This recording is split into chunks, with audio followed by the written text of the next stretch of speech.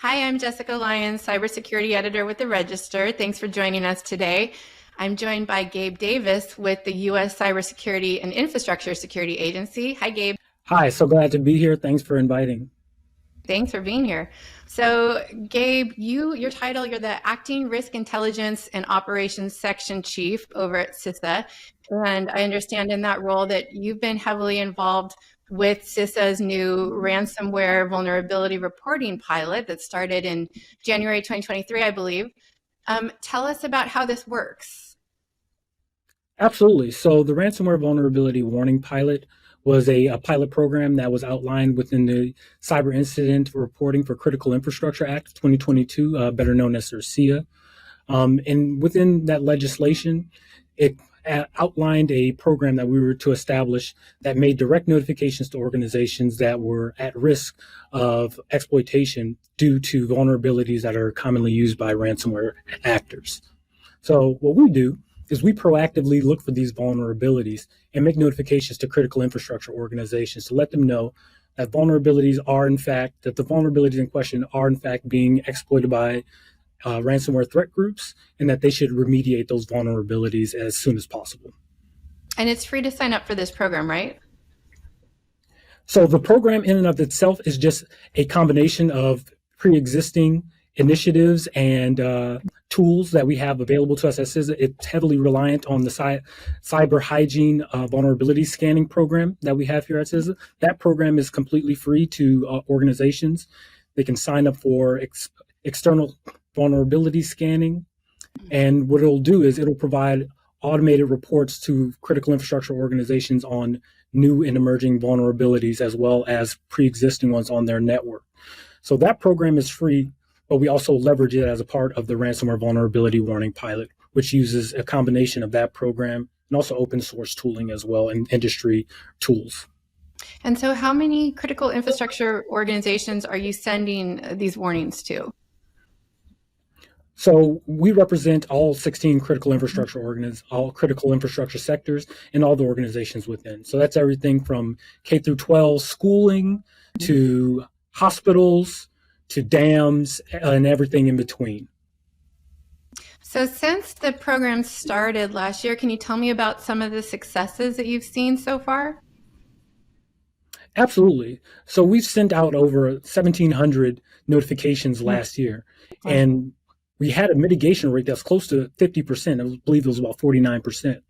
What this shows us is that the notifications not only were reaching the right place, but also that the organizations were taking the action to prevent exploitation on those vulnerabilities.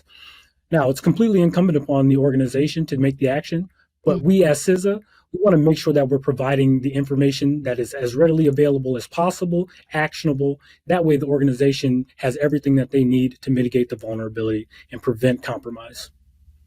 Now, I understand some of this is sensitive, and obviously you can't share details about the names of organizations and the like, but can you give us some idea about threats that were mitigated due to this program?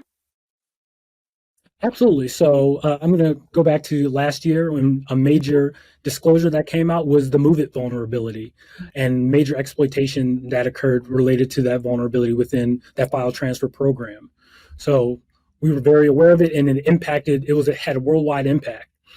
So we've seen some of the impacts of that exploitation, both in federal government agencies, private sector agencies, and organizations. So that's the type of impact that comes with not mitigating these types of vulnerabilities. Of course, we can't prove that the notification and the mitigation of that vulnerability prevented the attack, but based on the information that we have about successful attacks, we know that mitigating these vulnerabilities and taking away the ability for threat actors to leverage them does have a significant impact on their capability to actually exploit these organizations. Right. It could have hopefully prevented it from becoming a lot worse. Right. It's a pilot stage right now. And when is this scheduled to move into a full-fledged program? Absolutely. So the legislation outlines that it will remain a pilot for 4 years at the signing of the legislation. So 4 years after 2022. So after that time, for all intents and purposes, right, we will make this a full-fledged program. This is something that we see incredible value with, that we're going to continue doing in one name or another, because the impact that we're seeing, the impact that we can demonstrably show, is that we're reducing risk in the nation's critical infrastructure.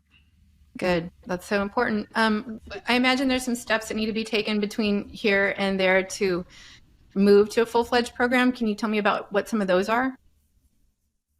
So obviously that's going to come down to things that are handled above my level, in terms of legislation, appropriations, things of that nature. Where I am in the operational stage is we're going to keep executing on, this action. We're going to keep making notifications. We're going to keep seeking out these vulnerabilities and letting these organizations know that they're at risk, and hopefully drive down that risk in critical infrastructure. So hopefully, things happen in the way that we want them to, but that will not stop us from doing this work. Great.